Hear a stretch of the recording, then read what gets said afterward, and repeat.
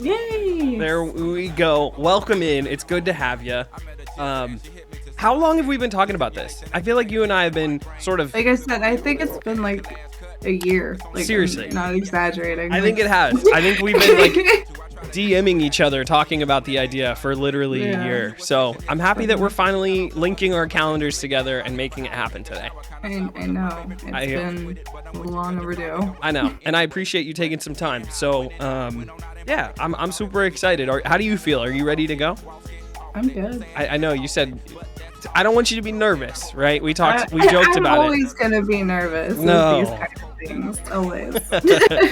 It's gonna be a lot of fun. I'm looking forward to it, and I promise I won't. How do I describe it? I'm not gonna like pepper you with a bunch of stuff that's gonna make you upset or I've you on blast before. I know what kind of questions you ask, so okay, good. I wouldn't agreed to it if it wasn't comfortable. If I was sketchy and it wasn't a good call, fair enough. Okay, I'm gonna dive right in. How's that sound? Are you ready to roll? Good, yeah. Okay, so I want to take you back in time a little bit. I want to know, what was the first album / record CD you ever owned? Oh God. I know. Yeah, it was Backstreet Boys. Oh, classic. It was Backstreet Boys. It was the Millennium album. Oh man, I mean that's a pretty solid album to go for. That's gonna be your first. School. Yeah. And that was because my mom didn't let me. She wouldn't let me buy Britney Spears because she said that album, promoted something that wasn't okay. I was gonna say Britney was too risque, huh? yeah, but no, Backstreet Boys. That's like the first CD I remember like ever physically like owning. In my hand having. Yeah. Oh man, that's hilarious. You know what? We joked about this last time because I asked my buddy Kinston Killa, who was our most recent guest, and Mocha, both of them back to back in my which one question said In Sync. And you're kind of picking between your children, right? You really can't go wrong with either. See, I did like Backstreet Boys before I liked In Sync. Did you? Okay. Mm-hmm. And there was a lot of people in the chat last time who were like, what do you guys talk Backstreet Boys all the way? It really is. It's a polarizing question, and I can appreciate that. Did you ever go see them while they were like touring and performing? No, but I did get to see In Sync. Okay. See In Sync. That was middle school. Nice. My dad took me, and I can't believe my dad sat through that for me. That is pretty awesome. You know, it kind of reminds me. I'm really close with my cousins. I don't have any brothers or sisters, but I've got some first cousins who are like my sisters, very close. And their father, my uncle, is a huge sports fan. He was a football player in high school, loved sports, very sports oriented, and he has 2 daughters, and neither of them are interested in sports at all. And so he was like that dad who had to chaperone them to all of these things and just sort of sit with it and deal with it all the time. And I tell Rita all the time, that would be so hard for me. As a sports guy, I the idea that I would sit and watch SportsCenter or a big game, and everyone in my living room would be scrolling on their phones, rolling their eyes as I'm watching the highlight of the year. It'd be so heartbreaking. I don't know if I could handle it. Well, hopefully that doesn't happen. I know. I hope not. Okay, when you were young, what did you grow up wanting to be? What did you want to aspire to be when you were younger? When I first I wanted to be a writer. Ooh. And then I wanted to be a forensic scientist. Okay. When I was in high school, so that kind of explains my theme a little. I was gonna say it really does kind of make some sense now. I actually love that. What kind of writing did you want to do? I wanted to write books. Okay. Fiction. I'm not gonna lie, I was big into Underworld and Vampire Diaries and all that, so I kind of wrote very similar things like fantasy world stuff like that. And I did have a book that, well, I called it a book. It was 30 chapters, and I had typed it out on the computer in book format and all that. And I wanted to publish it. I wanted to try and get it published. Yeah. And I was 14 or 15. Wow. And then my computer that the school gave me died. No. The day before we were supposed to turn it, because we were a technology-based school, so they gave us laptops at the beginning of the year. Sure. And then we had them all year, and then at the end of the year, we wiped them and returned them. And I went to go take all my stuff off of it, and I got the old school iBooks. Okay. Back when they first came out. And I got the little Macintosh face of death with the, like Japanese or That's Chinese, like right? the Whatever. saddest thing I've ever heard. Yeah, and I lost it completely. No. And ever since then, like I couldn't finish anything. I tried to start writing. I was gonna say, like, that would be so traumatic, especially if you were so attached to something you were working on, to not be able to finish it and then lose it. Or like I had it finished, like it was finished, and like I let my English teacher read it, and she really liked it, and she told me like I should publish it and everything, and I wanted to, and then after that I just couldn't. Like I would try and sit there and write, and I couldn't do it. Oh my gosh. And that was like beginning of high school. Yeah. And by the end of high school, I wanted to be a forensic scientist. Man, I mean, both are great. I love them both equally. We love our true crime, and in this house, we spend a lot of time watching documentaries and shows and stuff. But I feel like they kind of went hand in hand for me, because it was like with forensic scientists, I was so fascinated with the forensic science, because you could take a drop of blood or a scuff mark or something, and you can uncover this whole story behind how that mark. Absolutely. Get an entire narrative out of one little thing.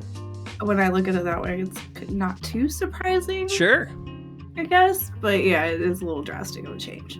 No, you know what? I definitely see the correlation and see how they're completely linked, and that's like literally the saddest story. Like, I want to find that book. Can we dig it up and like tell you why I didn't get into forensic science then? Okay. It's a little sad too. No. Well, I had gotten into an off-campus college course at one of the those kind of schools. We had applied for them. It was my senior year, and you were supposed to apply for 3 classes. Because the first one you didn't get in, you had other options. I wanted to do forensic science. I didn't want to do anything else. And I told the counselor that I was talking to, like, I don't want anything else. Yeah. And they're like, well, that's a really popular one. You might not get into it, all this stuff. And I was like, I don't care. Yeah. And I just put that down. I didn't put a 2 or a 3. I put that one. And then I ended up getting into it. But by the end of my senior year, I was 4 credits behind in math, and that's all I needed to graduate. Everything else was done. It was just math. So I was just taking math for 4 out of my 6 classes. Yeah. And I would have missed half of my 5th and 6th period if I would have gone to that course. So the principal came up to me at lunch the same day I got told I got into it, and was like, I don't think you should go, because you're going to be missing these. That means you're going to probably end up here next year and all this stuff. So I had to choose between whether I wanted to graduate on time. Right. Or follow your passion. Or go take this class. So since no one, really graduated from my family, had to prioritize it. I chose that. Graduate on time, walk the stage, all of that, going and doing that. I'm so annoyed by these stories. So yeah, that's what I wanted to. That's what I wanted to be. Well, kudos to you for being, a first generation graduate. That's nothing to sneeze at. That's important and awesome. I almost didn't make it. I went from a regular high school to a continuation school for a reason. But if I didn't go to that school, I wouldn't have graduated. Hey, but you still broke the cycle one way or the other, which is what it's all about. Yeah. Wow. I just want to go back in time and find a way to help you. You know what I mean? Save that computer. Tell me a week before. Take it off now. Right? Exactly. Just trust me. You don't know me, Adrina, but I know. you will. Yeah, you will. Just listen. Let me have that thing. Maybe I've got this. Though. Yeah. That's true. Maybe not. If I would have done that, maybe I wouldn't be a content creator. That's true. And you know what? It's so bizarre that these stories sort of add up to a conversation I was having with my wife yesterday, and we were talking about something unrelated, but just the whole concept that all of the things that have happened in your life, decisions you've made, people you've interacted with, that lead you to where you are in this moment today. And even when you're frustrated or disappointed by how things played out, embracing the idea that you don't know where you would be if it didn't play out the way it played out, and being happy with the things in your life that you have now today, and not wanting to go back and change, or have a bunch of regret. So I'm happy that, happy is a strong word, but the way it played out allows me to meet you and talk to you here today about that story, and that's okay with me too. Yep, I wouldn't know any of these great people that I'm seeing pop up there in chat. I see some of those names. I see you guys. I'm Penguin too. Hi, exactly. Penguin. Shout out to the chat. Thank you guys for being here. Happy Tuesday. Welcome in. As you guys all well know, we've got Adrina with us, and I'm super excited. And the chat already has a couple questions for you, which I'm excited. What was your first arcade game? Do you remember? I'm curious. What was because this isn't a question I have. Like in general, what was the first game you played as well? So arcade wise, my dad took me to arcade all the time. I remember playing pinball with him, Tekken, and was it House of the? Because the zombie one, you had the gun and you went shooting. I can't remember what it was called. Oh yeah, I'm trying to think. And you went through It wasn't Resident Evil, was it? No, it wasn't Resident Evil. It was something else. They had a really solid arcade game. House of the Dead. Am I right? Ooh, that might be. Was I right? I was. Holy crap! I went far back into the archive for that. I was like, stretching the brain. Woo, yeah.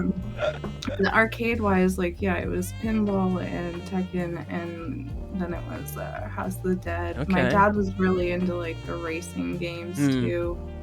Was it like Daytona Beach or something? Yeah, something like that. It was really lame. I would do it. I would play with him, but I never really liked playing that one. That's funny. And then actual video game on a console or something. Yeah. Sega was my first with my mom. She had a Sega, and it was Echo the Dolphin, Sonic, and Toe Jam and Earl. That's awesome. Those 3 games. Classics. I will never forget those 3 classics. Games. I actually played Echo the Dolphin. Yeah. And I always hear people say that game was hard, and I was I remember playing that crazy. Yeah. Toe Jam and Earl though, I remember specifically I wouldn't actually really play it. I would just put them in the water and have them fall asleep because then the little air bubbles would pop up, and I thought that was the funniest shit ever. Yeah. I was 3, I was 3 or 4, so I didn't know, but I just thought it was so funny to do because they would fall asleep if you didn't if you didn't have a move very long. That is really good. Yeah, those are I was just gonna say Sega was just such an underrated. I don't. Maybe it's properly rated, but I feel like it was underrated as a console. Yeah, that's where I started. Yeah, it was the first time I ever played anything on a video game system. And then I remember when my dad got a computer, and it was Windows something, and then it was the space pinball and the bomb one with the numbers. Yeah. I can't remember what that's called. I can't remember either. Those 2 games. Yeah. When Yeah. The I was gonna say dope. Minesweeper. Yeah. That's what it is. Yep. Minesweeper. Yes, Will. Yep. All over it. You guys are so smart. Chat's so smart. Wait, Huskies. Did Grandma have Duck Hunt? Ooh. Hang on. That stupid dog. That actually I remember the dog, and I remember the dog trash talking me every time I'd miss and just being really angry. The only place that we would have played that was Grandma's then, right? That'd be crazy. Yeah, Huskies is my actual cousin. I don't know. Nice. Shout out Huskies. Yes, love to see it. He's actually gonna be here Saturday, so you will see him if you come over to my streams at some point. I am excited. Is Huskies? You're talking about when I was 3. Yeah, I don't remember that. I was gonna say, is Huskies who you retweeted is hitting affiliate? He just hit affiliate. Yes. Shout out! Yes, Congratulations, Huskies. Very, very cool. That is big move. he's gonna come out here for vacation, and then when he gets back, he's gonna set all that up and have his first official stream. I love it. Proud of him for sticking to it. After this, I'll definitely be sure to give that follow back, because if you're a part of Adrina's family, both on Twitch and in real life, you're a homie. You're a homie with me.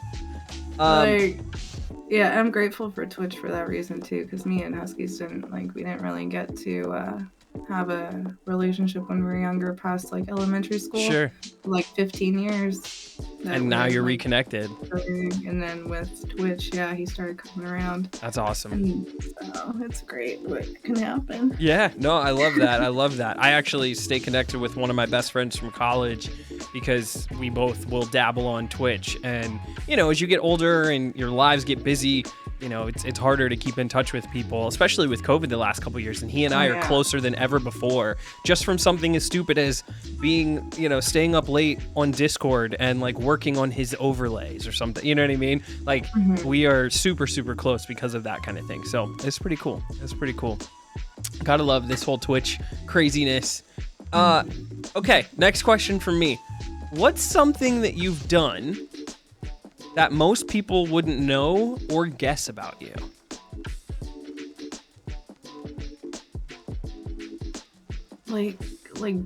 Just... Yeah, when I think about this question, I think either something you've gone and experienced, or maybe there's a unique trait about you or something you were interested in. Just more what's that random fact that we wouldn't know from watching you on Twitch that people wouldn't be able to guess? I directed traffic. Really? As my job before I got into the cannabis industry. I worked at a concert venue from when I was 14 to when I was 28.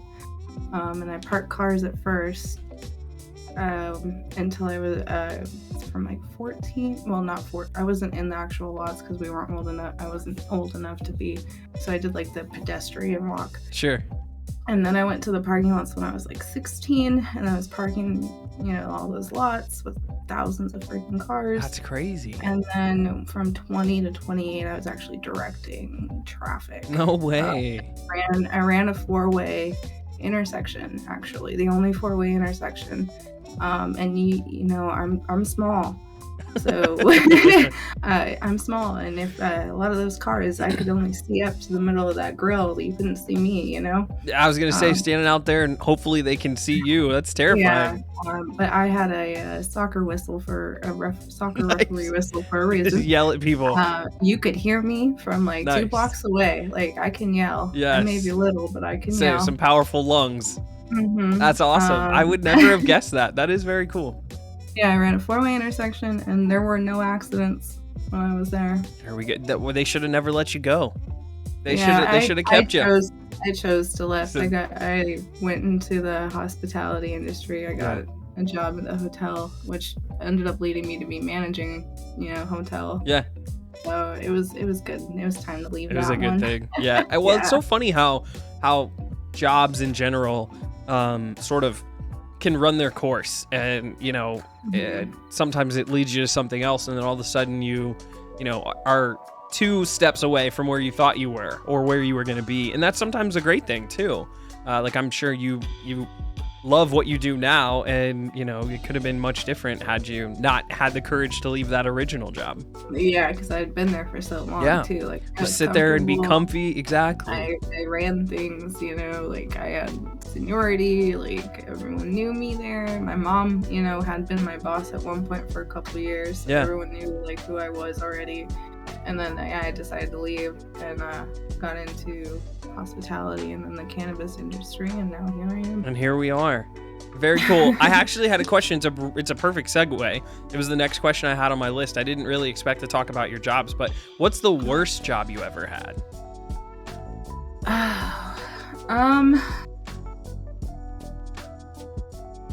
I wouldn't say I really would feel that they were worse than one another. I would say my first one when I was 18, I worked at a shoe department in Sears, and I didn't have the work ethic I do now. I didn't have the work ethic I have now until I started working in hospitality at a hotel. So I was just, I would say it was more or less that I was lazy. It wasn't that it was the worst job. Like, if I would have gone back now, like, I'd probably be running that department. It'd be no problem, kind of thing. Yeah, I wouldn't say I had a worse job. That's a good thing, though. Like, you've been lucky enough to not hate your job at any point. Yeah, no, because I worked at Shoreline for so long, and that's what I did for most of the time. Yeah. And then once, I needed big girl money and had big girl bills and all that, I went I went to a hotel. So, I would just say that, I was lazy and immature. Yeah. It wasn't anything to do with the job. Sure. That's okay, though. I've heard all kinds of horror stories about different jobs. I'm like you. I've been lucky enough to never have a job that I truly hate. My day is ruined because I have to get up and go to this place, which is, knock on wood, a good thing. But I did work in events and help with setting up weddings, banquets and stuff. My mom did that. It is stressful and not very fun. And I did it in senior year of high school. And my buddy got me the job. His next door neighbor's dad, the next door neighbor, was the guy who was hiring all of us. So it was this whole family connection thing as well. And I felt really lucky to even be given the job. And it was a ton of grunt work, setting up tables and chairs and getting things ready for weddings. And one of the last days I worked there, I was in charge of moving wine glasses out from the kitchen out to the main floor. And in the doorway, there was just one of those silver metal strips at the bottom of the door frame. And as I was pushing the, stack of wine glasses, the two front tires stopped and the whole thing went over. And wouldn't you know it, completely smashed 70 wine glasses. The mother of the bride and the event manager were there, so they heard it and saw it, and obviously we're having a meltdown because they were where are we going to get wine glasses for this event that's about to happen? It's about to start. Yeah. And it was one of those situations where we sort of mutually said, I guess I'm just not going to be on the schedule anymore. I'll just step away. And they were like, yeah, you should. And that was it. Myself out. I'll see myself out. Exactly. It was exactly last like check? that. No, okay, bye. Yeah. It was one of those kinds of situations. It's the only time I've had anything like that. And luckily they didn't take it out of my paycheck. But yeah, some of those events types or, working at a venue at all, it's stressful. It sucks. Yeah, I will say there was one time at the hotel where I probably hated my life the most was when I had 80 checkouts and only one housekeeper. Oh. So, that meant I was cleaning the rooms. I was gonna say, it's gonna be you doing a lot of the work. I was wearing a long skirt and these moccasin kind of slippers. I was not dressed to be cleaning rooms that day, and so I will say that would have probably been one the day I hated my job the most was when I was kicking myself for not wearing pants and stuff because it was really just, and then having to push that cart around. Yeah.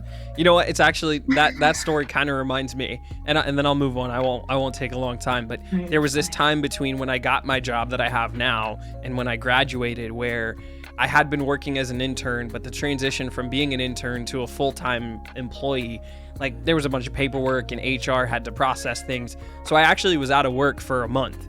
There was just 1 month where I knew I had a job, so I wasn't looking for a job, but they also couldn't pay me because I wasn't officially in the system.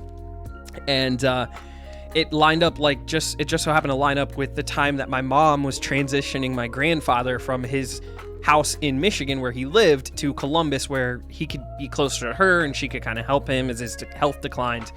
And we rented him an apartment. It was actually a house that was an apartment, and I was responsible for repainting the whole thing before he moved in. So it's a completely empty 3-bedroom ranch style home, and for an entire month in June, every day I drove over and helped my mom get it ready and paint. And it was just enough of a taste of like real hard, like backbreaking work that I was like, I'm never doing this again. I'm never getting into construction. I'm never doing this again. Like, this is why I went to school. This is why I graduated and got the heck out of here, because that was an awful 4 weeks. Not only was I like physically beat down from being inside a house with no air conditioning in the middle of the summer, I was working with my mom every day. I was like, we're going to kill each other. So I got to get out of here. So yeah, I can definitely understand. And kudos to you for working with your mom or alongside her for so long. I worked with my mom. I've worked with both my parents. While living with them. Oh no. Yeah. I'm out. I am out. Luckily, my mom and I worked in different departments. That's good. When it came to the Sears, but then when it was Shoreline, she was my boss for a while. But once I got older, she didn't. I had to tell her still, like, don't treat me like your kid here. Yeah. Like, treat me like anybody else, kind of thing. Yeah. Well, that's good. And having those boundaries are important. But yeah, man, we were just in a hustle. We were in a hustle for a month to get this house flipped and ready, and it was terrible. I could understand that. Mm-hmm. That's a little more of a stressful situation. So like having like a time limit and stuff to get that done. Yep. Strikes has been working in construction for almost 4 years. Strikes. He has. Oh my God. Oh, you guys get more. You guys don't get enough credit, and you should get more from me, because my dad works kind of like in construction. He installs windows and doors for a company, and so he's on construction sites a lot, new builds. Oh my God, no. The hours, the weather. I'm out. Will Poker, thank you for the sub. Kangwin, thank you for the gifted to Strikes. You guys are so kind and sweet. Happy Tuesday. Thanks for hanging out. I appreciate you. Party Marty, Tori, Brew, everybody who's in here hanging out. Will, Dougie, Gatsby. My best friend. You guys are the best. Appreciate you. Everyone here. Gonna keep it in the sort of like past tense for a little bit. What's your best scar story? Best scar story? Yeah. Do you have any like gnarly scar and a crazy story that goes along with it?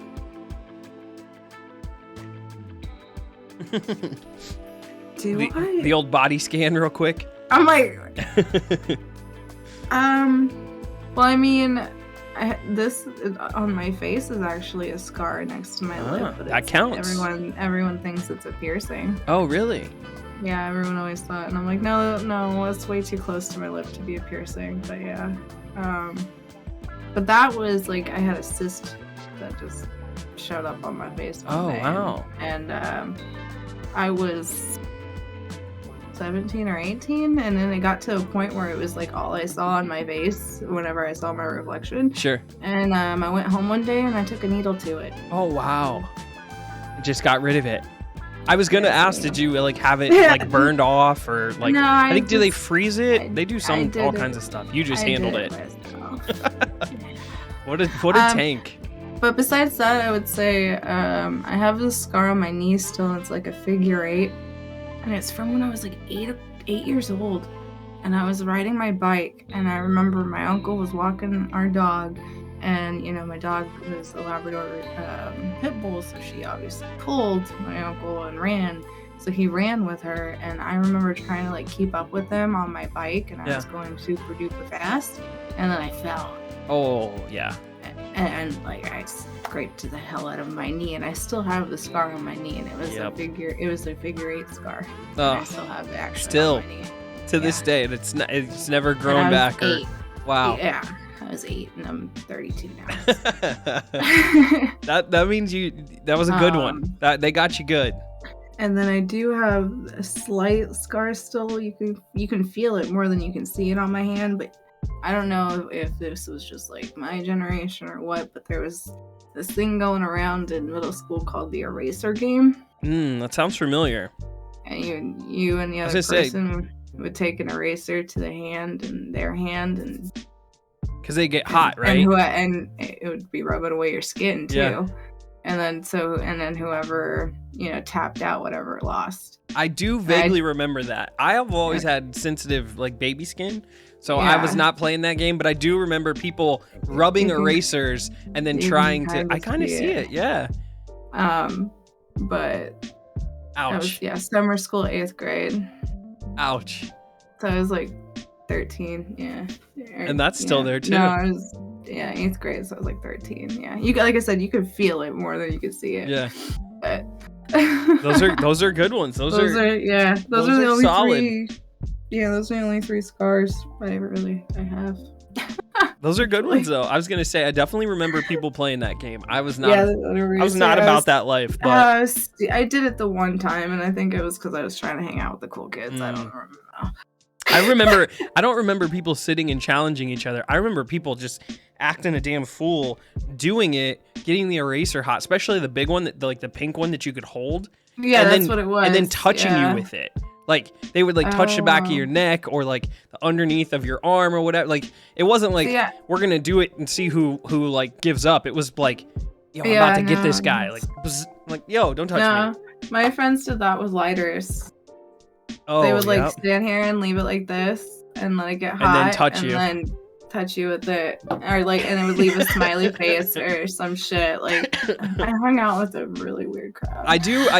That reminds me. I do remember my guys on my. As I say, Will, yeah, I still do that. Should I stop? Yeah. Sorry, I'm used to responding. Yeah, Will, you should probably chill. No, you're good. You're good. My home is your home. I know. I gotta remind myself though. It's like because I see all these names that I know. Yeah. I'm like, I'm not streaming right now. No. You're good. But yeah, I remember guys on the baseball team. Somebody one day brought in.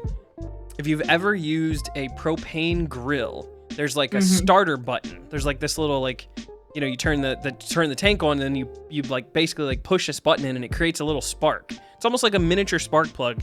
And it just creates like a tiny little spark, but it's enough to catch and turn your grill on. And somebody took it out of their dad's grill and realized that you could run up and shock people with it. Like you could hold it in your hands like a plunger and literally like buzz people with it. And so they were running around for I don't know how long, messing around doing that to each other, which was also super annoying. But yeah, no, those are good stories. Good war stories for sure. Yeah. Okay. As I keep moving through my little list here, what do you think is the best piece of advice you've ever received? Piece of advice ever received.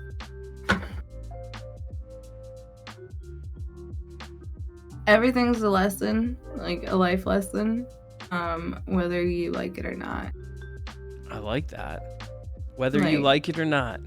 Whether you like it or not. Whether you like the lesson you're getting or you don't. It's a lesson. It's a lesson. No, that's good. That's really good advice. Dougie says writes down notes. Yeah, no, I like that a lot. I've never heard that, but it's a really good one. I like that. Yeah. Do you remember where you heard it or who told it to you? My dad. Okay. Dad with the wisdom. That was my dad, and that was something that stuck with me. I like it. To this day. Yeah, still with you. It's timeless. It's timeless advice. Probably hard to like swallow, especially on the tough lessons, but it's good perspective. Yeah. My dad's always been tough love though. Yeah. Was he in the military? No. He's just a hard ass. Just a hard ass. Well, and I feel like he should have been. You and I are the same age, and I just think like that's like the era and the generation they were brought up in. Like it just produced a lot of dads that are our parents that are just really tough, hard-nosed, warrior types, Yeah, like my dad does like the half hug kind of thing. Okay. Like I don't ever get like a real like a full full on hug. I just get like the arm around the shoulder tap. Pat on the back, good job. Yep. I'll give my dad credit. He's a hugger, but man, we have a joke about you don't want to see him turn green. It's like he's like, this whole like Incredible Hulk, like he just will flip a switch and really become an authoritarian figure if you're not careful. So I know a lot of people can relate to that for sure. When you're having a bad day, AD, what do you do to make yourself feel better? Like what's that self-love thing? I heard you say it earlier with music, and that is the one thing for me. Okay. Like lo-fi and chill step, like I'll put that on. Yep. I'll put like my noise canceling headphones on and like space out. it. Yeah. And then recently I've been getting into Final Fantasy 14 online, and that's a game that I can literally just space out and suddenly 2 hours. Just transport to it. Yep, and like I'm not thinking of anything. And then I wanted to be a writer. I really love reading. Yeah. When this world sucks, I will open up a book. I love that. And I will go into another world. Yeah. What's your favorite genre? Like what kind of reading do you gravitate towards? I read anything really.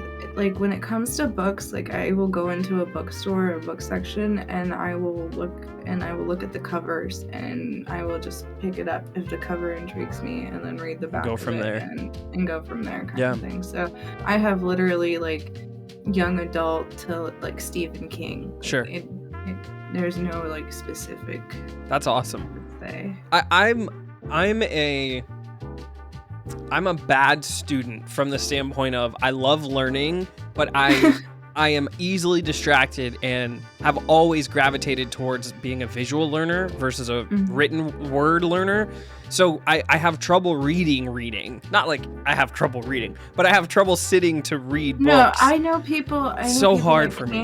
Yeah, I know people that literally like will physically fall asleep trying to read like a book, and that's totally fine. Or I'm the kind of person who like gets through a section and isn't really sure if I completely understood it, so then I reread the paragraph and then I get through it again, and then I've like skipped a couple lines, so I read through the same. It just like starts and stops and all kinds of stuff. So I'm a good candidate for audiobooks though.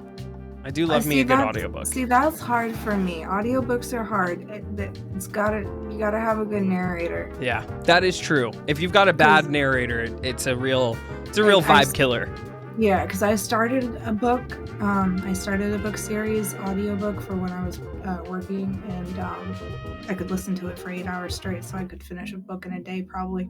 And I got through the first two, and I went to go get the third one, and they changed the narrator. And then I just ended up going and buying the books. Just like, I gotta finish this, but I can't deal with you. Yeah, but I'm not doing the narrator change. Like, I just got used to this one, and you're gonna go and change it on me. Nope, that's frustrating.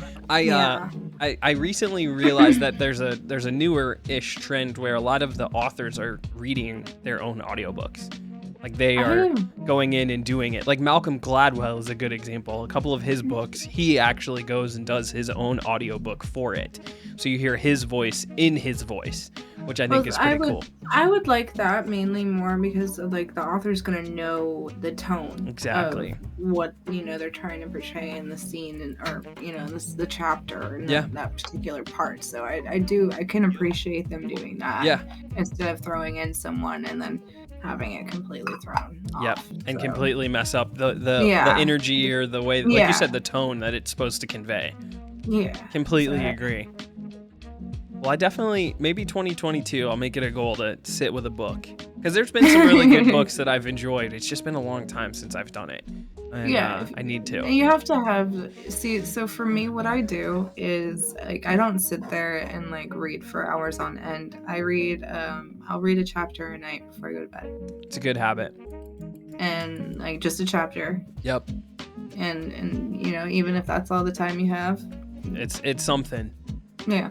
So maybe find something next year. Maybe I was gonna say, and hopefully it's the last thing, because there's a lot of research in science that says it's really good to get away from your screen before bed as much as you can, and that would be a good way to start to wind down without being on your phone. It makes your eyes tired. Yep. That's a good one. That's my takeaway for the day. That's what I'm gonna take away from you. Are there any causes that you strongly believe in? Oh, there's so many. So many. There's so many. I don't know if I want to get into that. Like I said, my home is your home. So I know. However deep you want to go in these episodes, it's totally cool with me. For me right now, I'll keep it kind of brand related. It's everything going on when it came to like the Gabby Petito case. I don't know if you've heard about her. Yeah. And how there's so many other missing girls from like that area and everything that nobody knew about. For me, it's more or less like it's a cause of shining light on those stories that people don't know about and didn't hear about, and trying to shed some light on them. That's why I do my True Crime Tuesdays. Yeah. I don't pick ones that, people know about and have seen on TV a million times. I try to pick stories that I don't know about, I've never heard of, because you never know who's listening. You never know who could be listening. I'm not saying I'm going to solve a crime anytime soon, but still, you never know who's listening. Yep. There are tons of cases that are cold for a long time and just need a little bit of revisiting in order to sort of pick back up. Especially with like technology and how they are these days, compared to back in the 90s, or even before that. So that's a really good one. That's a really, really good one. A little different. But, no, I like that. And it's that Gabby's case, much of the uproar was about, why is her story more important than so-and-so's story, right? And the way I think of it is, you don't know what her parents did to get that kind of attention brought to her story, maybe. Yes, she did have social media, but she wasn't anything huge on it. She did have a following, but it wasn't anything outrageously crazy. She was no Catherine Zeta-Jones or whatever, that kind of thing. But it's like, you don't know if their parents wiped out their savings to go to the news or something, that you don't know what they went through to try and get that kind of publicity for it. Yeah. And it's not, I'm not saying they're wrong to be upset about it, but it's like, you don't know what the parents did to get that. Yeah. And what the actionable item you can do on the back end is what you're doing. Shed light on these other stories and give them a platform so that, they maybe have a chance as well. Yeah. I love that. That's a great answer. That is a great answer. Okay, switching up the vibe slightly. You are going to go on vacation, and let's say like money and travel aren't really a thing. Like, it's not a worry about COVID, and finances and how to get there aren't really a thing. Like, but when you think about what your perfect vacation looks like, what is it? I've always wanted to go to Milan, Italy. Ooh, that sounds beautiful.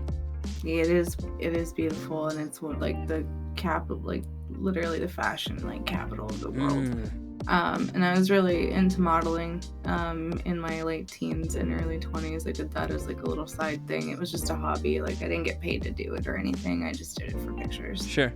And I remember seeing it on TV, watching one of the shows, probably America's Next Top Model. Yeah. And I just remember falling in love with how beautiful it was there, how green it was there, and like vibrant, and the water, and like the beach. Like, and I feel like Italy doesn't get enough appreciation. It is beautiful. Everyone always is like, yeah, I want to go to France, I want to go to Paris, all that. But I don't feel like anyone ever really wants to go. No love for Italy. Yeah, but I've always wanted to go ever since I remember seeing it on TV and saying, that is so fucking pretty. Yeah, no, I definitely feel that. That would be definitely gorgeous. And I know there's a couple different spots in Italy that are, known for food or known for culture. I've never heard of someone wanting to go to Milan, but that's actually sounds awesome. Oh, I have the verification on, Dusty. So you have to verify your account to talk in my chat. It's a good idea. It's just a security measure. Little safety feature. All those hate raids and stuff going on. Yeah. I've had some things happen myself, so it's just to keep the community safe. It's a good idea. I can vouch for Dusty, but yes, it's probably good that you have those things on. So, Tori says, "I'll take you to Italy, Boo Bear." Yay, my best friend. Yeah, the Cathedral in Milan is gorgeous. Yes, I'm Harley, that's where I would want to go. Yeah, that would be dope. That's not an issue. Second place would be I'd go see Strikes because there's a true crime museum. Oh, close to him. Nice. So I'd go see him, and we'd go to the true crime museum. Yeah, check it out and go see what's up. Yeah. That would be really, really cool. Kangwin says, speaking of hate rates, Twitch put out new safety features tonight. It's good to know. Now what I'm doing, let me go ahead. I was gonna say I'm gonna have to do my research. Thanks, Kangwin. Let me go ahead and pull that up for later. Appreciate you, brother. Yeah, right. All right, this one's a little off the wall, but hang in there with me. If you could have an unlimited supply of something for the rest of your life, what would it be?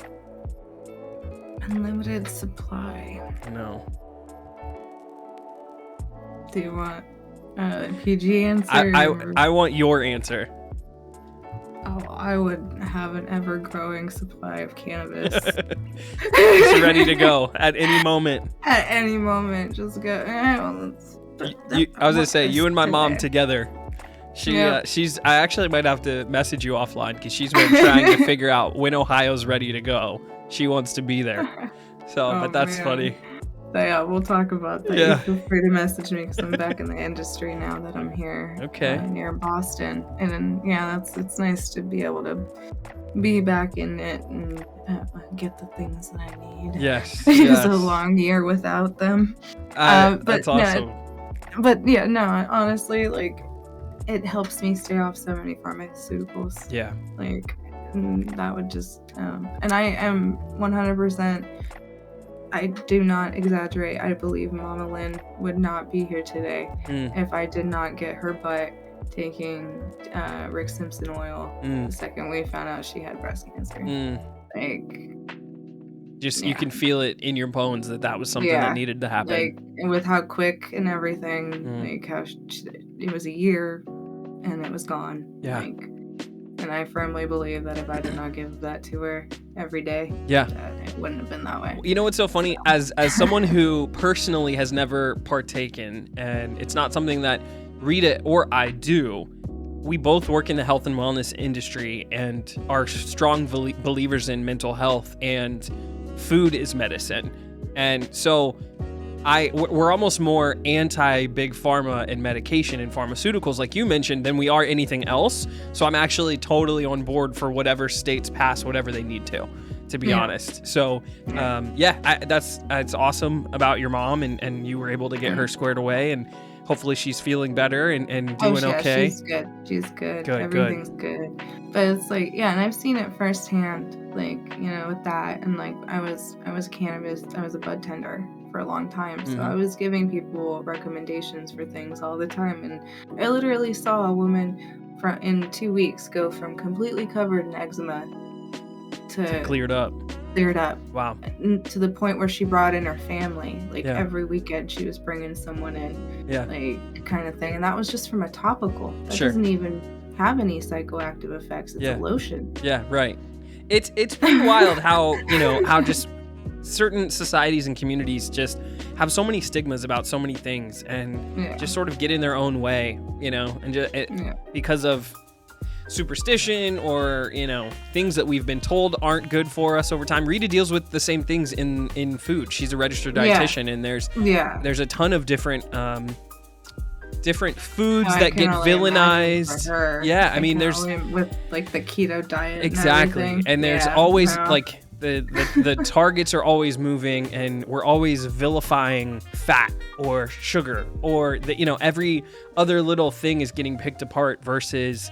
But that healthy strawberry, you know how much natural sugars in that healthy strawberry? It's probably the same amount that's in my soda. I was gonna say, like 20 of them. Well, so. and realistically, when you're in the nutrition industry, she's a registered dietitian. I went for human nutrition community health as my undergrad, so we both kind of like studied the same things initially, and ultimately, sugar is sugar, and it's broken down the same way in your blood, no matter the source. Exactly. So, but big pharma, big food, the groups that want to keep control and continue to influence the population at large, they're going to say and do the things that they need to keep control. So it sucks, but good for you. I would certainly, I want you to have whatever you need. Whatever you need. What I would have. Not have to worry about it.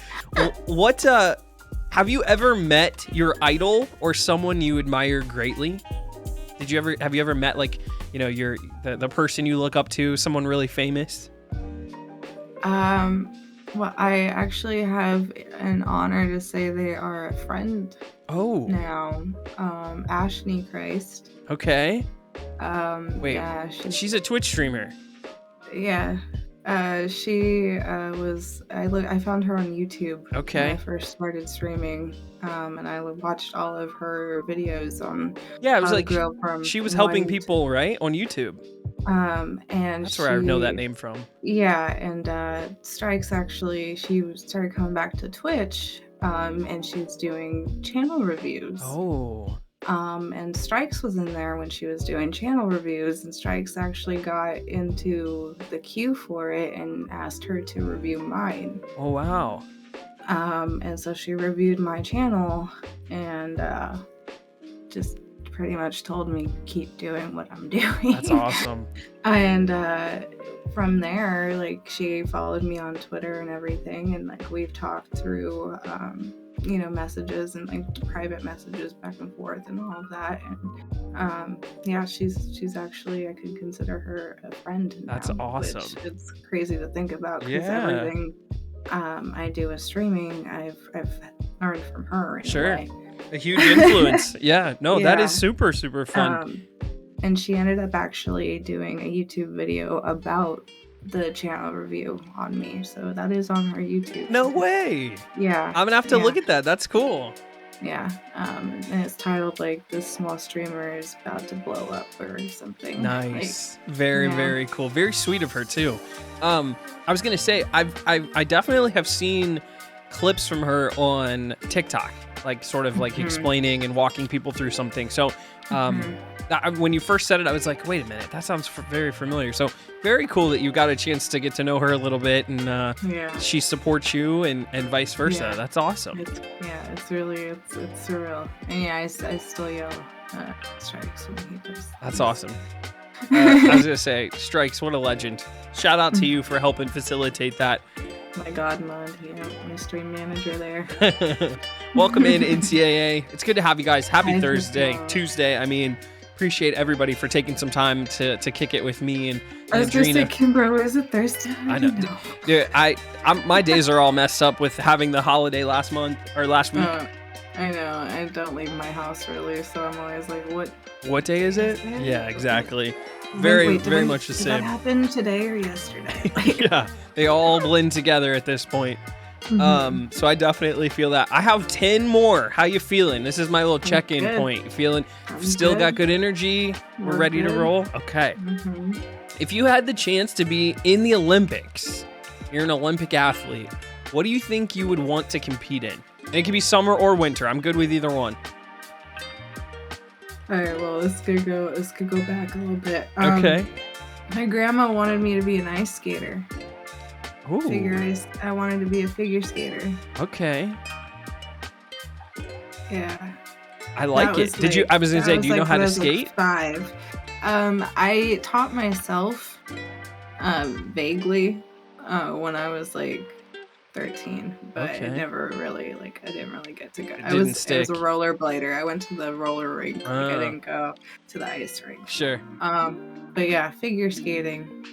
That was I always was fascinated with figure skating. It is beautiful and very like I think I don't think people really understand the physical demands of figure skating from like a spinning perspective, like how much G-forces get put on your body for some of those spins and jumps. Like you really, like, of the athletes, you really got to be an athlete to be a figure skater. And if you land wrong, you're slicing yourself somewhere.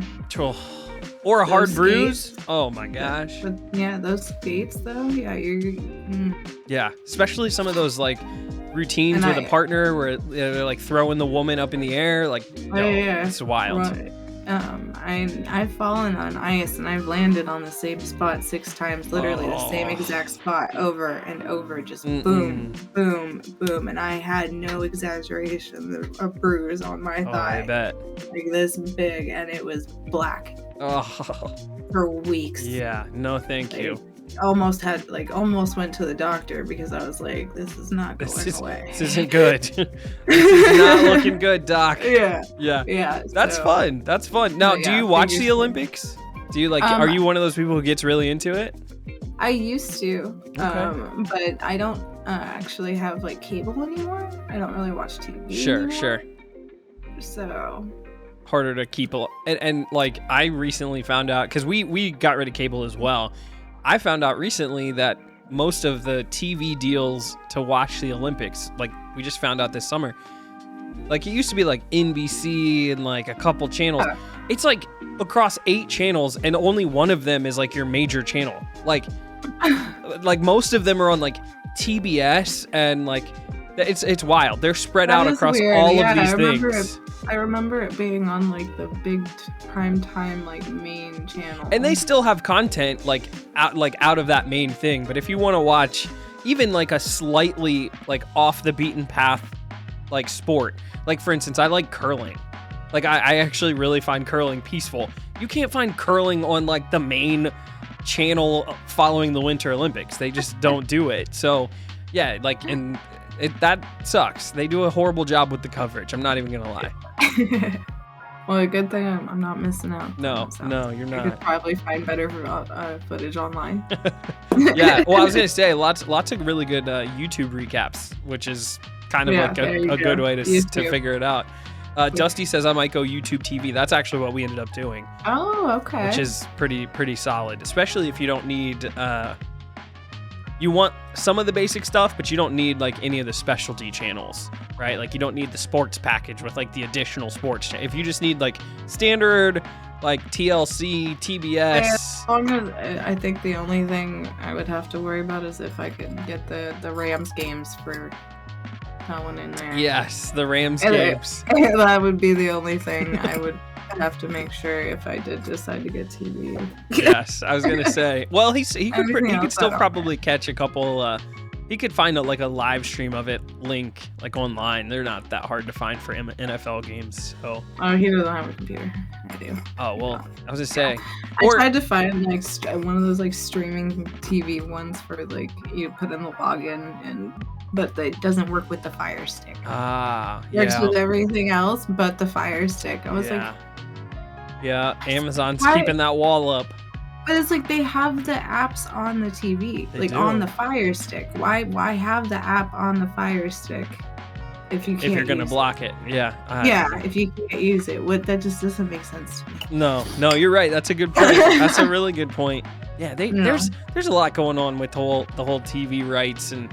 What you can see, what you can't see. Even it reaches over to us, right? DMCA and music and what we can and cannot show. It's wild. It's really wild how they're doing all that. It's okay. I got Tori's Hulu. I got. There we go. I got. I was gonna say if you can grab from all of your friends and family, put together a nice little package. Very rarely does it tell me that I can't watch it because too many people are watching. Right, very exactly. Exactly. I love it. What's that one thing that you say to yourself, I wish I started doing this in my life earlier? Streaming. Yeah. I really wish I would, because I started 5 years ago. Okay. But I didn't really get, I didn't know what affiliate was. I didn't know where bits were. I didn't know what subs were when I started. Sure. I just wanted people to talk to while I played a video game. And then I didn't do it for a while, after getting into it. And then I started getting into it to make it a hobby again, because I realized I don't have hobbies. I was just working all the time, and I was what do I do for fun anymore? I don't know. So I tried streaming again, and I actually started with Tori on Facebook, just streaming to my friends, playing Stardew with her. And then I went back to Twitch and got into it on there. But I always tell myself, like, I don't know, I feel like I should have been doing this like when I was like a long time ago. Yeah. Or 25, but here I am 32. Exactly. Well, it's so funny because we're really the same age. Like I turned 33 in March. 4 months. You're only I'm July, so you're only a couple months. So we're in the same boat. Like you're at. I feel like our generation is at a unique spot because I feel uniquely comfortable with technology. Mm-hmm. I'm not. My dad put me in computers when I was 5. Yeah, I'm not too old to not know how things work, but I'm also still I was like a little too young to have it for like my entire life, which sometimes I think is a good thing from like a social media perspective and just like all those things. You were probably the same age as me. Like we didn't have Facebook until we were like seniors in high school or juniors, whatever that was. You couldn't have Facebook unless you were in college. Right, exactly. You needed that kind of stuff. When Facebook first came out, like I remember not being able to have a Facebook at one point, and then all of a sudden, everyone was going on Facebook, and my dad literally told me, "Grow up, get off MySpace, and get a Facebook." And I was like, "Oh, like wait a minute." Yeah, no, you're right. You couldn't get it for a long time unless you had a college email address. So it was MySpace or Facebook, early days of Facebook. And so I think it puts us in a unique spot because we have the ability to communicate because we used to have to AIM chat. We used to have to call people. We didn't have texting, but we also know how to do all the like new stuff. Like we kind of live in both worlds equally. I knew HTML like the back of my hand thanks to MySpace. I'm a firm believer that I can type so fast because those laptops that we got in high school, I was taking notes, but I was also on AIM talking to my friends in other classes and stuff. So I was true multitasking. Right? So I am 100% guaranteed fact that's why I type so fast. Yeah. Is because we were on AIM and shit. And that's how me and Tori met, was an online chat. That's so funny. And like I used to get so much shit from my adopted mom saying like, you spend too much time on your computer, like what are you doing? What are you gonna do? Like you're wasting your time. And now I'm like, look at me now, Mom. Look at me now. And look at these relationships that were forged online that I still have and that are more important to me than some of the real ones in person. I've known Tori half her life. She was 15 when I met her. Yeah. I was 21. Shout out Tori. Much love to Tori in the chat. Like Yep. Crazy. Yeah, it is. And so I guess in saying all of that, I feel very similar to you, where had I been a little younger, I maybe would have come across Twitch and streaming and all of this stuff a little bit earlier. Like I love where I'm at, like I love our age bracket, but I also feel like I was just a little too late to the game. Little late. Just a little late. So yeah, I definitely feel the same way. If there were no limits, again, same kind of thing with the travel concept, where would you like to spend the rest of your life?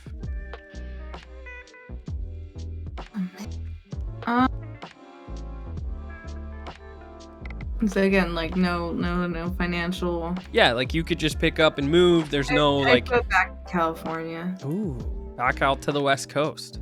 I would go back to California if I could afford to live there comfortably and not worry. I would go back. I was gonna say what part of the state? I'd go back home to the Bay Area, but I'd be like near the water, woods area. I wouldn't be in the city. Gotcha.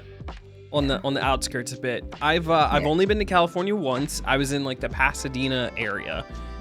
We were there in college for the Rose Bowl, and we were only there for like 2 days, 3 days, and it was fantastic. Like I completely, in that short amount of time, realized why people like the weather and why they're so comfortable there, especially what you pay for. You're paying for the weather. It's crazy.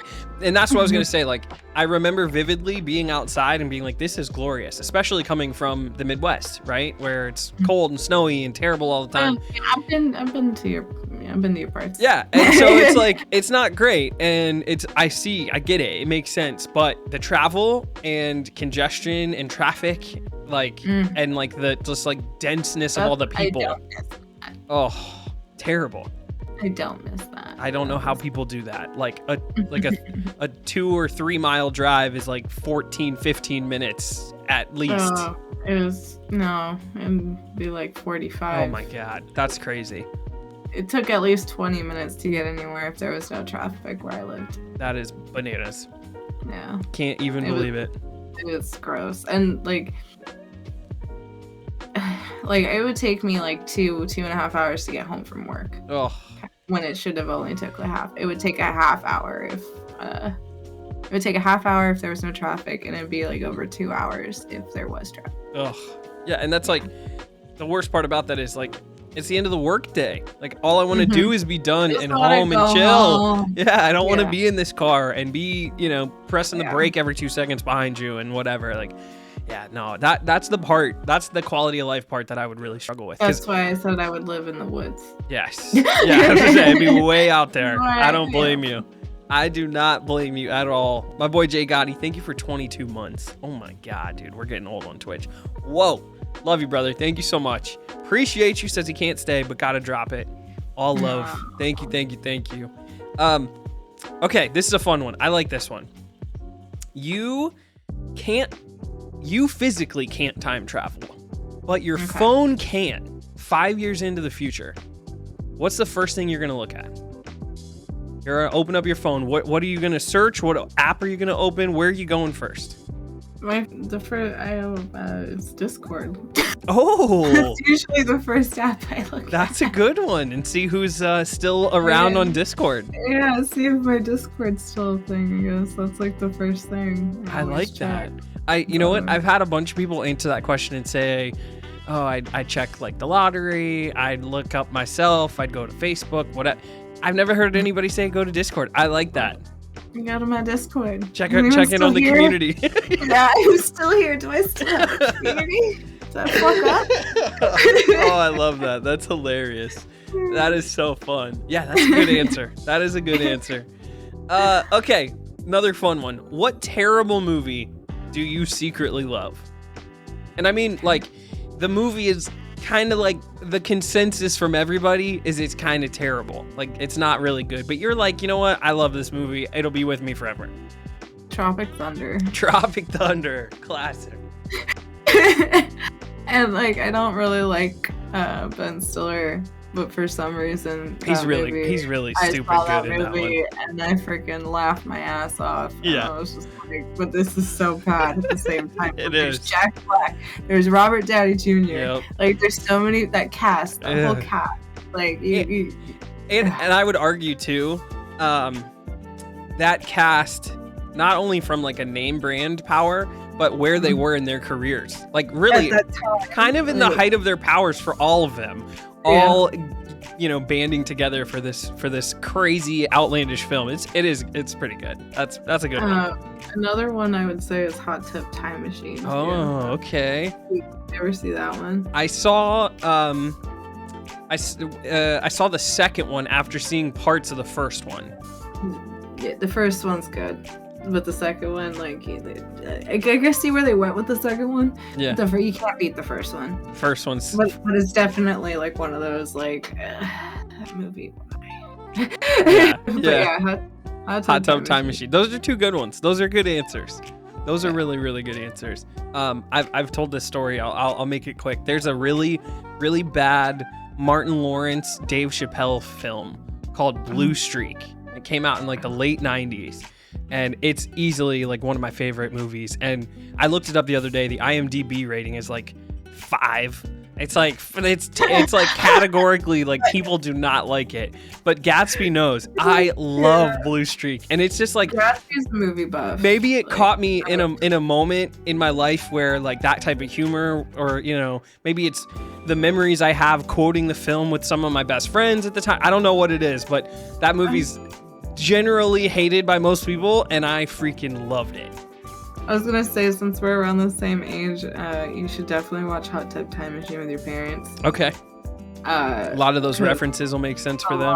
Yeah, probably. Okay. Because when they go back, I think it's like the 80s. So I like probably, it. For sure, would probably. Okay. Oh man, that's funny. That is. I'm gonna have to look it up. Because I haven't seen all of Hot Tub Time Machine 1. Yeah, I would definitely recommend watching that one with your dad and stuff. Yeah. Sure. I will. A lot of people in the chat are saying The Mask as well. That's the Jim Carrey one. Hey, I loved that movie when I was a kid. There's nothing wrong with that movie. I was gonna say that was solid too. Nothing wrong with that movie. I feel like we're definitely in a unique age range, especially with some of the people that we are friends with on Twitch, just because there was a lot of movies being made, and not all of them were commercial successes, but they kind of are still good. Like you can go back and watch them and enjoy them because we were at a certain age where they were just funny. I love Jim Carrey. Dumb and Dumber was one I watched with my dad and my uncle all the time. Good. Yeah, all the time. So good. Austin Powers, that's another one I watched with my dad. Yep. All good ones. Zoolander was one I never watched. I never saw Zoolander either. Hurt me, chat. But I never saw Zoolander either. I'm a decent. I'm like a middle of the road Ben Stiller fan. Like that's the thing. I wasn't. No, he doesn't move the needle for me. Like I'm not gonna go out of my way to go see a Ben Stiller movie. But a lot of times I'll watch a movie and he's in it and I like it. Like Dodgeball's a good example. Like he's a main villain in Dodgeball. And you're not watching Dodgeball because Ben Stiller's in it, but he's enjoyable when he's in it.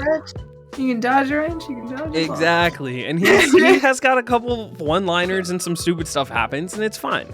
But it's like Night at the Museum too. I think that's the only other movie I like. Yeah. And that was because what's so funny, and I feel like, again, I don't know how many people remember this, but Ben Stiller is also in a very similar role that he's into Dodgeball in a movie before that with kids called Heavyweights, which was almost a Disney movie. It was kind of blurring the lines. But he's also he's the same guy in it, and it's so funny. It's perfect, and I loved Heavyweight. So again, another situation where he's in it. I'm not going out of my way to watch it because Ben's in the movie, but I enjoy it. He's fine. It's good. It's on TV. You won't change it right Exactly. away. I'm gonna linger a little bit, laugh a couple times, and we'll keep it moving. Exactly. All right, I got 5 left. All right. Let's keep it rolling. What do you think's the first thing that you notice about a stranger? First thing I notice about a stranger?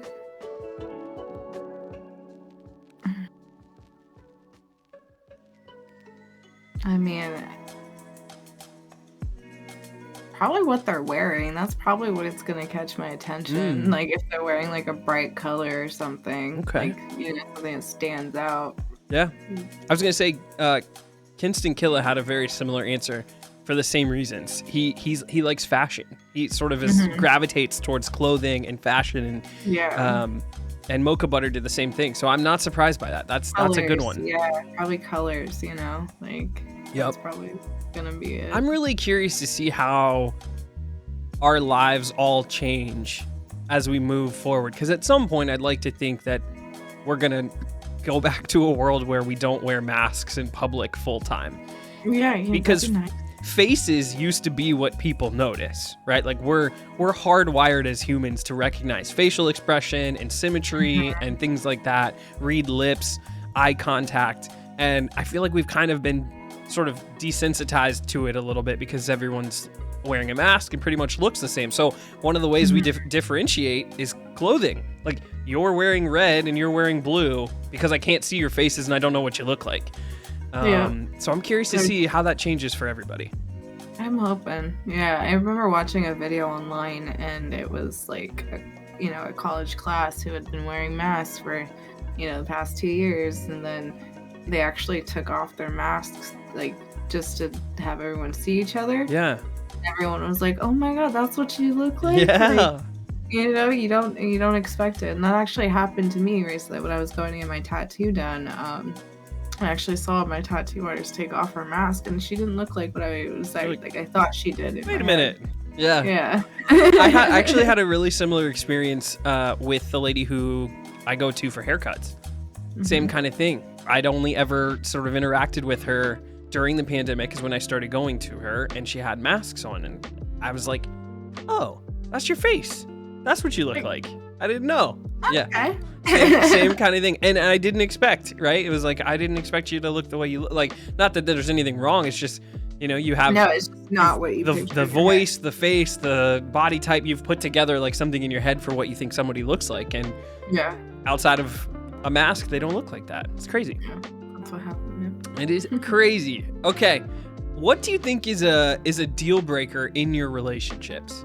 It could be friendships, it could be romantic, just something that is really, I draw the line here. If these relationships don't have this, or we are struggling in this area, we can't be friends.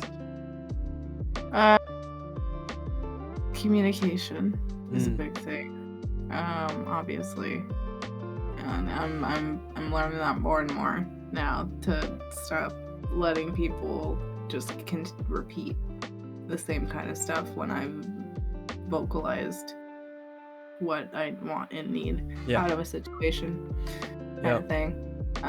It's more or less like, I'm done doing things everyone else's way. I'm doing this my way. Yeah. And if you don't like that, well, bye. Yeah, later. Adios. Take it or leave it. That's, obviously, like, a huge key, right? Communication. Like, if I'm important enough to you, you will sit through this with me and get through this with me. Yeah. Or you won't. Yeah, and I'm not taking yours. I actually think communication would be my top one too, but sort of like a one right below it. I would say is also checking in to see, does this person add value and energy to my life, or take from it? Right? Like, are they an energy giver or an energy taker? Yeah, and that's hard for me, and it's hard to balance, because oftentimes I feel like it comes with family. And it's like, wait a minute, I'm sort of stuck with you because of blood, but realistically, you make your family, right? You make your family what it is. And finding a balance as you get older to figure out who gives you energy, who sort of adds to your life, and who takes from it is an important maturation step that I think all of us kind of go through and need to continue to constantly refine. Yeah, I agree there, 100%. Yeah. 100%. Definitely. Okay, I got two more. No, I'm sorry. I got three more. And my last one is my favorite one. So I'm going to save it for last. But I wanted to take a moment to ask if anybody in the chat wanted to plug any, because I want to get them in now. Yes. And then we'll get Adrina on her way. What do you think is your favorite thing about yourself? It could be something physically. It could be something about your personality. What do you see about yourself that sort of, you're like, damn, I'm really glad I have that, or that's a part of me? I'm not good at talking nice about myself. That's partially why I have it in here. I think all of us need to do a little more self-love. Oh, no. Yeah.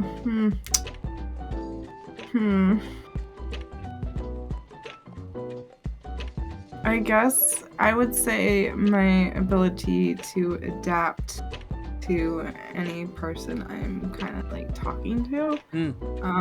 I can easily have a conversation with somebody, like if like we've like just walking up to someone standing there like in line or something. I can easily talk to people.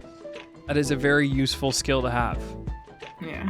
I mean, we just talked about how important communication is. Obviously, we talked about it being from, the standpoint of like people you already know and have relationships with, but being able to communicate with strangers or just people that you interact with randomly, it's also important. Big key. That's a good one. Well, I'd say like I can easily like adapt to that person to like be able to have like more than like small talk. Sure. And really get to know them and dive into them a little bit. That is good. That's really, really good. I like that. Strike says Adrina doesn't need to self-love because her twin does it for her. Yeah, Strikes does that for me. I love it. Community does that for me. Yes. And they just yell at me when I'm being mean to myself. That's important. It's what? It's important though to have people in your circle that call you out on your shit. No, they do. Trust me. Always important. Now, teasing or like, berating is one thing, but like when people can really like help you put positive, boundaries around yourself. Tori tells me to knock my shit off all the time. It's good. It's good to have. and it's one of the reasons why, I'm so grateful for the relationship I'm in. We've been doing a lot of reflecting. We're almost a year into our marriage, and I know. It's crazy. Time is flying. But one of the things we reflect on a lot is, trying to make sure that you grow with your partner, because everybody's always growing and changing and evolving. And one of the things that I think helps us sort of stay growing in a direction together versus like veering off in two separate ones, is we call each other on our shit. We're like constantly checking each other, not in a violent way, not in a combative way, but in a way that sort of makes sure that, someone's kind of always making sure that you're doing the things you need to do. Yeah, staying focused. Yes. Yeah. Absolutely. Very, very important. So yeah, I like that. I like that's something that you have and a skill set that you possess. It's important. Chat, everybody in here loves you, by the way, which is so great. And shout out to you guys at this point for sticking around and hanging out. My community for being here. Amazing. And I'm very grateful for all of you guys being in here, helping me pick apart AD and get to know her. What in your life do you feel the most grateful for? This community right here. these knuckleheads. Yeah, I couldn't imagine my life without them now. Yeah, honestly. And when I don't get to talk to them all, it feels weird. I wish I could stream every day for like 12 hours a day. I really could. Yeah. No, I don't know. I've been having these sort of, Rita and I have been having all these conversations about, like kind of like we talked about, like breaking down stigmas and fighting against popular ideas or what is supposed to be the norm. And one of the things that I've been having in my head floating around is online friends are real friends, right? Like the whole idea that, especially now that we live in a virtual world more than ever before, I'm really pushing hard and fighting back against the concepts or the constructs that we've had forever about what makes somebody a friend of yours or not. Like, do I have to meet you in person to care about you? Do I have to have interacted with you and embraced to, have your back? No. And Twitch has helped me learn that a lot. Us being virtual has shown me a lot about what people I really care about and which ones I don't. So shout out to your Twitch fam, shout out to my Twitch fam, and for all of their friendship and love and support, for real. Yeah, I had an internet friend for 10 years before we actually met each other. Yeah. Yep. And it's weird because I feel like we're really in a weird like time age, because the people a little bit older than us like couldn't fathom and still think it's weird. Like the internet was so strange, and like only dark things would happen, and like the people you meet online, the only thing they're trying to do is steal your credit card, or like, you know what I mean? It's like, take you to a dark room. Exactly. Exactly. When in real life, if you have more than like a fractions amount of experience talking to people online, like there are a lot of normal, high functioning people who are kind and warm and want to make friends just like you want to make friends. So I am very grateful for this little platform that both of us have found for our own, individual reasons, but it's been important.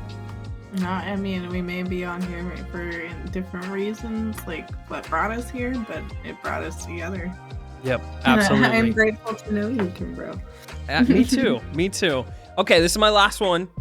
All right. This is my favorite one. I always save this for last. This is your opportunity to flex and sort of really pour it on after we've done 20 questions about you, for you to turn the attention back outward towards somebody else.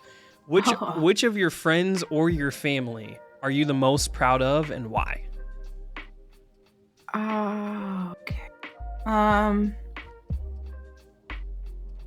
She's not here right now. But one of my best friends back home, her screen name's Baby Peanut, and she moved from Ohio, actually right around your area. Okay. And she moved from there to Florida And then she got out of, a really bad relationship, and she moved to California to be in the cannabis industry. She had dreams to live on the beach, work in the industry and all that. But then she ended up going to school for massage therapy, and she actually just graduated, and she is a licensed massage therapist now. And she just opened up her studio this week, and nice. all of this in the 2 years I've known her. Wow. And the fact that she can do that and be living in Santa Cruz, California by herself now, like on her own, just for her dogs, like it's hard work, especially there.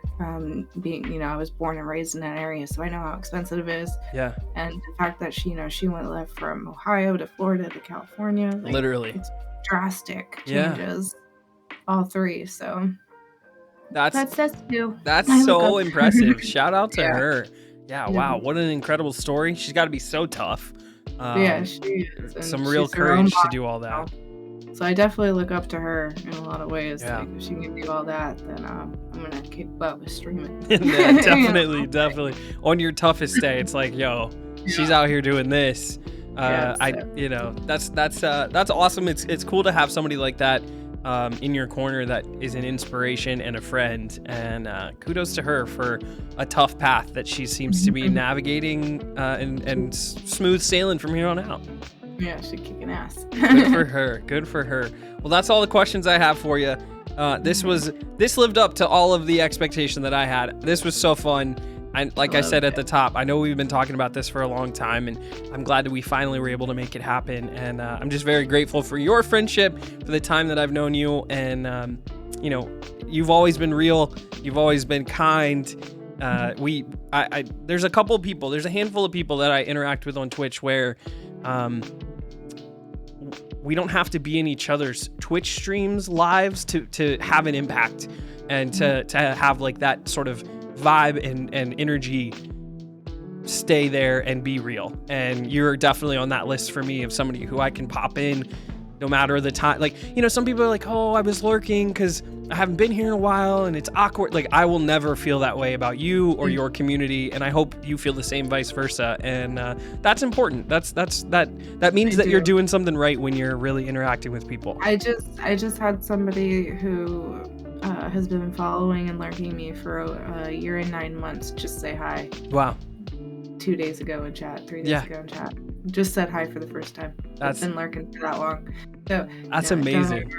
I always say, don't feel like I'm not an obligation. My stream's not an obligation. If you can make it, if you can't, so be it. Like the fact that you're there listening, or even just hi, I gotta go to work, but have a good day. Yeah. I don't care. It could be 5 months from now. It doesn't matter. Yep. I remember screen names. Yeah, absolutely. And even beyond that too, like, if it's a Instagram post or a tweet, I'm always celebrating people and cheering for them and hoping that their lives are filled with enjoyment and fulfillment. You know what I mean? And I feel that way about you and all of your people, and it's been awesome. Yeah. Thank you so much. Of course. I'm so happy we finally got to do this. I am too. And when I think about it, there's, 8 million or so Twitch profiles, right? Like I've really spent a lot of time. I'm getting old, I swear.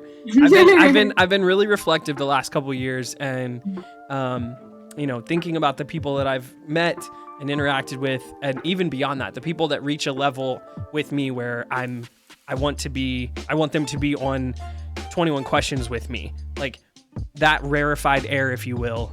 Of all of these millions of profiles, for us to reach a level where it's like that, right? That's something special.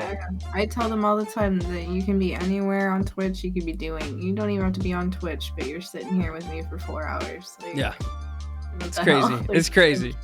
It is crazy. Yep, I love it. Thank you for being amazing, Kimbro. Really Back at you. Now, before I let you go, tell us a little bit more about where we can get a hold of you, your stream schedule, what you're up to, because I am going to throw this up on YouTube. Obviously, my community's in here as well. So I just want to give everybody a good little overview about how we can get more of your content and interact with you more, and then I'll let you go. Well, I just stream on Twitch, so it's AdrinaLynn. My socials though, like on Twitter and Instagram, it's AdrinaLynn4, GGs.tv, AdrinaLynn. My schedule, I do not stream on Sundays or Thursdays. Mondays and Fridays, I start at 3 p.m. Eastern, and then the other days of the week, I'm at 11:30 in the morning Eastern. I love it. So I'm kind of all over the place when it comes to the schedule, but it just makes it easier for people to have a day where they don't have to work lurk or something. Yeah, it casts a wide net. That's what I was gonna say. Yeah, that's perfect. Are you streaming today? Like after this? I streamed this morning. Did True Crime. Yeah, we did True Crime Tuesday this morning. Perfect. Tuesdays are my True Crime days. So if you specifically like True Crime, then Tuesday mornings are the time to be there. Very, very cool. I love it. I love it. Thank you so much for your time and your love and support. I had a blast. I'm very grateful. Thank you for being here. You have a good night. You too. We'll see you later. Bye, guys. What a legend. Yo, how great is Adrina? So sweet, so kind. You know, just a warm energy and spirit about her. I'm very, very lucky to be friends with her. Very lucky to have you guys in here supporting her and I. So thank you for all of that. She's pretty cool, I guess. Yeah, Tori, thank you for the love. I'm gonna get a raid going, but I definitely wanted to run a couple more raffles before I got out of here, so we could give you guys an opportunity to win some Kimbroplays merch this month. Adrina, you're a rock. You're a rock star.